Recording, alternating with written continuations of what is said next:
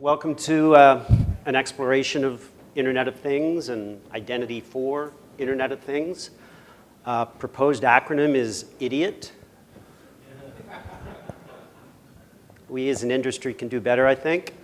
So I'm Paul Madsen. I'm moderating the track, but I'm also kicking off the track. So I have the dubious distinction of introducing myself, which I won't. Please, I forward you to the app where all our abstracts are available, or our bios are available.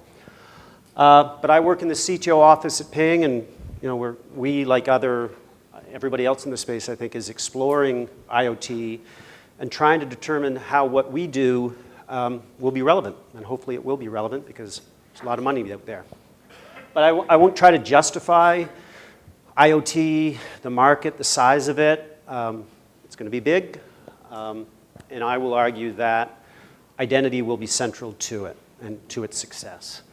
So for today, I'll sort of roughly divide the talk into two sections. And the first one is things will have identities. Things will interact with other things and other devices and servers.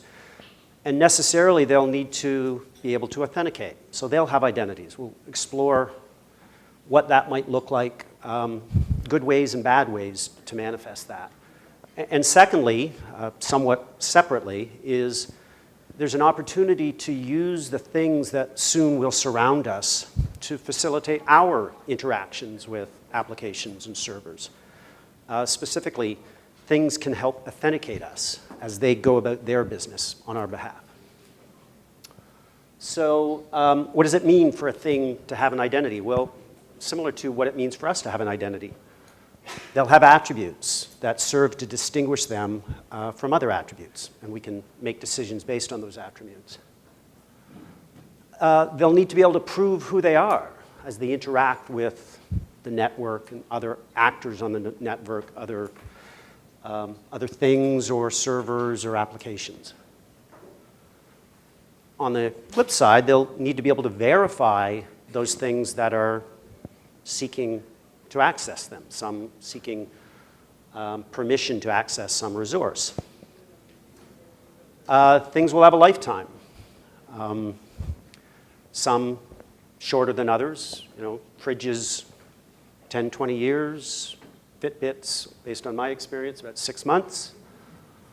But because they have a lifetime, we'll need to be able to clean them out of their identity attributes, particularly if they're going to be moved to a new user, if you sell your fridge, et cetera.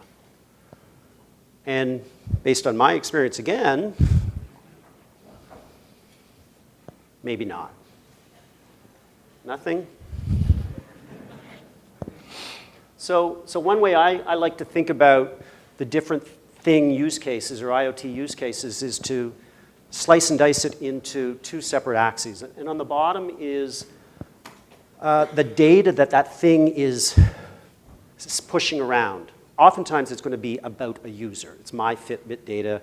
It's my fridge's vegetable metrics. So who is the data subject of that the thing is moving that information around? So that's one way to think about slicing it. And the other section is, or the other axis is, who is that thing acting on behalf of? Some use cases, the thing will be doing what it's doing basically as a proxy for us, for the data subject or for the user, for the owner. But sometimes that thing will be acting on behalf of some admin, some enterprise admin, or some city planner, or power corporation monitor. So if you buy that way of compartmentalizing it, we can think about the use cases that we can imagine and where they fit into it. So on the bottom row, those circles represent kind of Internet 2, Industrial 2, GE calls it Industry 2.0, I think. So that's kind of old school M2M. And the new use cases that have emerged, this new evolution of IoT, those are home automation, wearables, healthcare.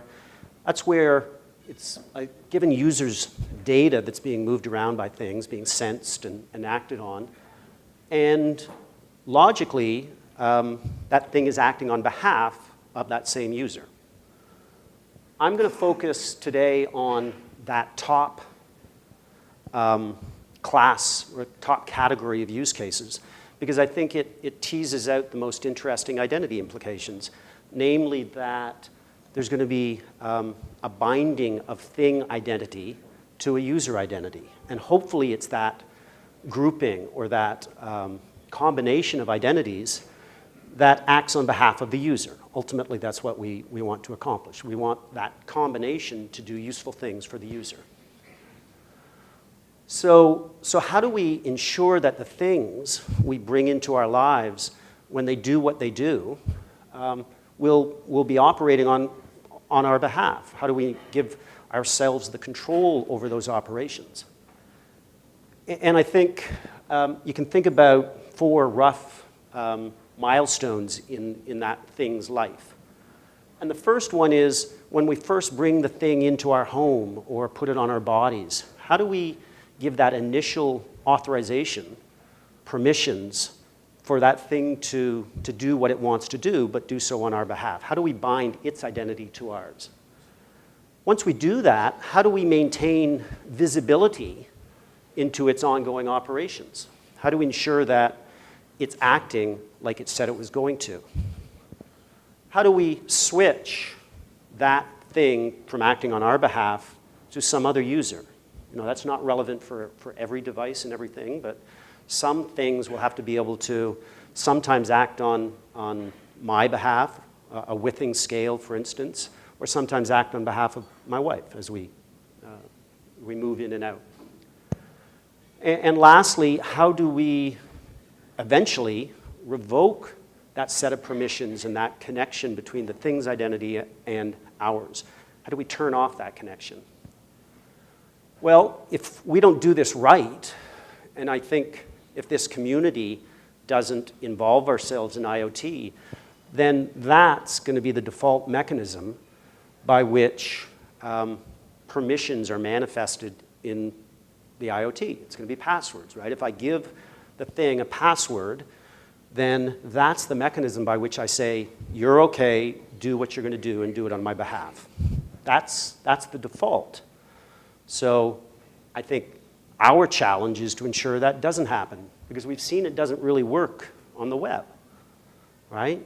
For all the reasons we know, passwords make a poor delegated authorization mechanism, and we've come up with better ways to do that. So on the web, the problem was characterized as the password anti-pattern, where by my giving a third-party site, for instance, my password at Google, I implicitly gave them permission to do things at Google on my behalf, pull down calendar data, write to my calendar, et cetera. But it's an anti-pattern because there's lots of negative characteristics of it.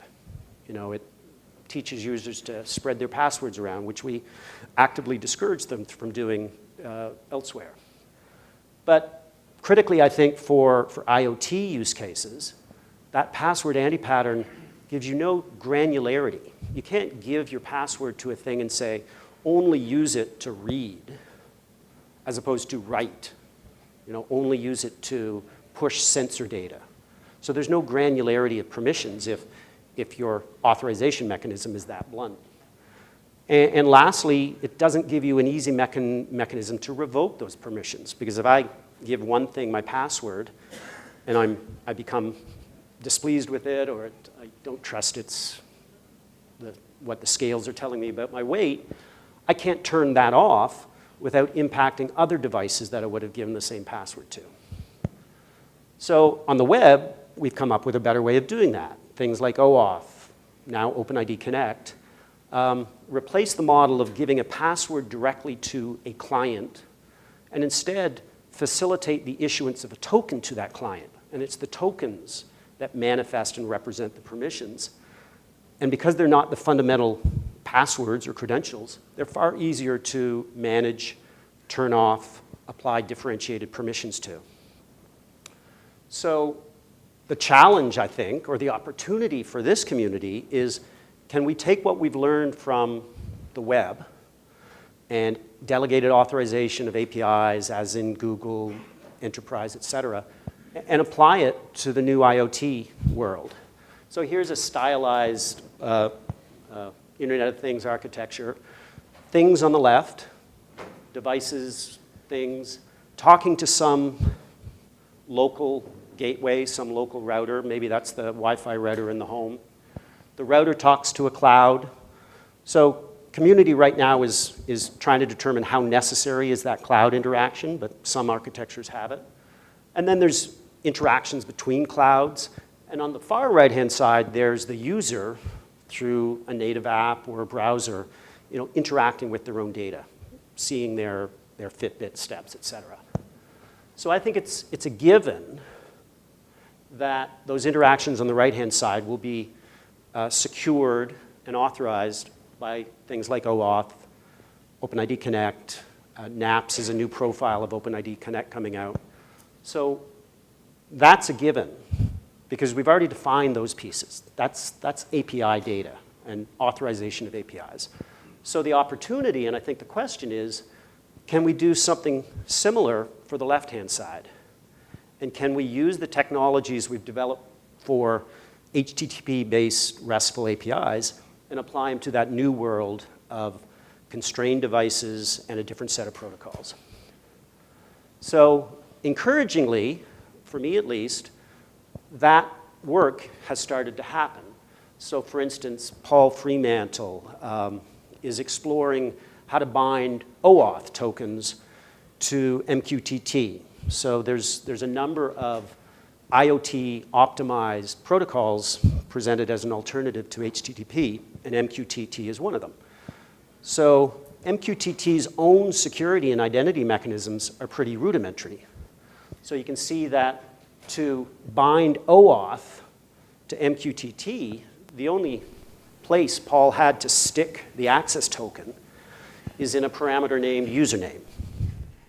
So I think that highlights the challenge that we'll face, right? Because the IoT community just doesn't have our identity experience that we've learned over the last 6 years. So at least initially, there might be some force fitting. George Fletcher from AOL presented on Saturday about his thoughts on how user-managed access, or UMA, might play in a home automation scenario. Specifically, his scenario was, I've got my home network set up, I've got all my things talking to each other and everything's great, but I bring a new garage door into the house and I want the garage door to open automatically based on where the car is, right? Kind of a standard IoT use case, but first time ever I've seen somebody actually look at existing technologies and say, well, this is how it could work. So interesting for that sake. And I just came across this today. So ACE is a working group in the IETF looking at adding identity and security to CoAP. CoAP is a constrained version of HTTP that some believe is the right messaging protocol for IoT. So this draft says how to do OAuth, or how to use CoAP as the means to obtain an access token. So that's logically what the OAuth spec itself does. It defines a number of grant types or different mechanisms by which clients can get access tokens, and then they use them on API calls. So, pardon me? So logically we have the stack on the left is kind of what's emerged over the last 4 or 5 years in the web. And what that last slide hints at is that the emerging stack for IoT, or one view of that, one possibility of that, might at least share OAuth, might at least have some common construct of identity. And that's a good thing. So flipping directions, I'd like to talk now about the opportunity for using things to facilitate our interactions. We talked about how they'll interact and their identities. Another grid, another taxonomy. So let's think about how we authenticate now to servers. So on the bottom is some assessment of how frequently we have to authenticate in order to get at some application. The current reality is we log in to our cent maybe too frequently, but compared to a continuous model, we do it once. We do it daily, say, and then we get a session that lasts for some time. And Mark Diodati pointed out in today's keynote that that has implications, right? If you authenticate infrequently, then the assurance starts dropping right away. Continuous authentication promises to slow that curve down at least, and to ensure that assurance stays somewhat high over time. And the other way to think about how we authenticate to servers is whether there's an active or explicit operation on our behalf, or whether it's passive and implicit. So the current reality is, for the most part, infrequently performed explicit operation. It's presenting a password, it's an OTP, FIDO optimizes that, but it's still an explicit operation, and there's value in that. Mark also talked about the trend over time. The trend over time towards supplementing those explicit operations with, so separately. So there's a trend. If we look at where we are on the left and think about the familiar trope of what you are, what you have, and what you know, historically we've overemphasized no, and that's passwords. But there's a trend, as represented by FIDO and all the phone-based systems, to placing a greater emphasis on have. I think because we're better at remembering to keep a phone with us than we are at remembering passwords. Now, the thing we have is changing. Phones are the thing we have that we're currently focused, and they're good, they're important, because they're something we already have. It's not something additional that we're expected to bring, it's something we want to have with us for other reasons. I think the future is the thing we're going to have becomes even more invisible and more part of our lives, and thus a better authentication factor. So NIMI is a wristband that can measure your heart, your EKG, I think it is, and thereby authenticate you. But we're going to have all these other things too that will have an opinion of our identity. So Mark talked about risk authentication as a way of supplementing those explicit operations, those explicit logins, for all the reasons we've discovered about the problems with passwords. So there's the current best practice is to sort of supplement an infrequently performed login with an infrequently performed risk assessment of geolocation, IP address, et cetera, all those additional contexts that we can learn from.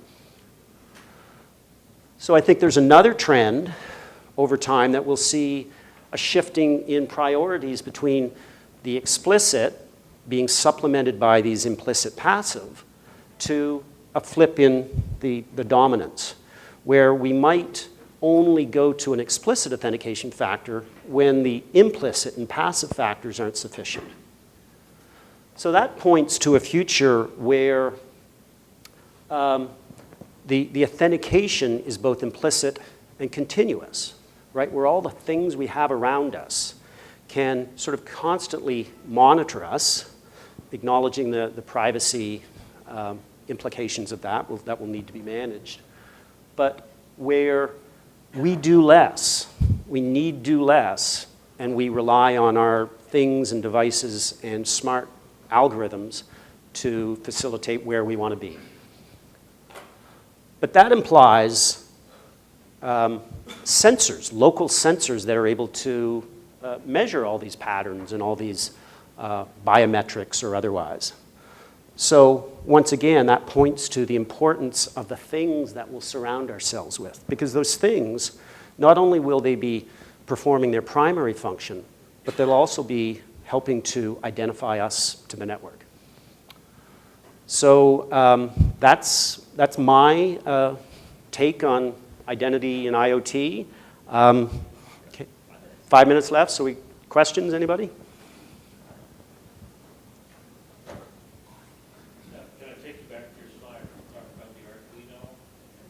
Yep.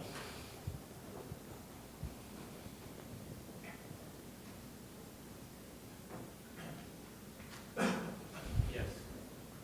So could you take me through and connect the dots, the relation of OAuth and MQTT, what that is?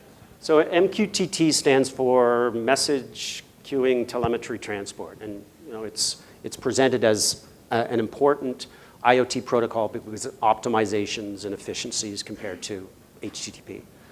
So most of that interaction is defined by MQTT. So MQTT has a broker and it proxies messages. Really the only thing that is OAuth specific in there is that that Arduino had previously taken the user through a browser through an OAuth-like issuance mechanism. The end result is that the Arduino has a token, and it's going to use that token on that first message to authenticate to the broker. So rather that being a password, it's a token with all the advantages that that affords the infrastructure and the user, because they just have to revoke that token to shut that down.